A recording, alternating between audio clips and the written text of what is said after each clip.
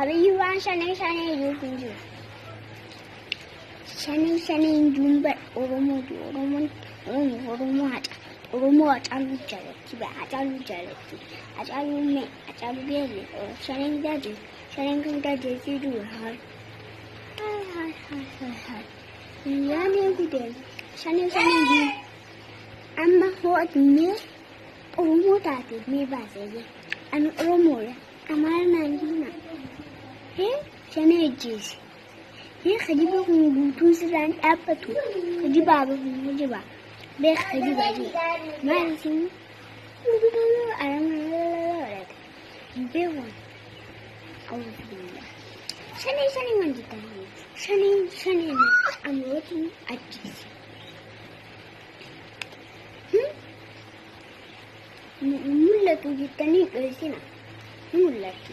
Akkanni nama guddisaa. Sanii kun na dhaggeeffadha. Amma shanee waan jiru.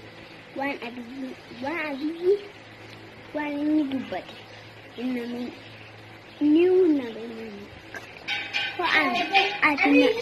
Hoo ati amantees amannuu baatees.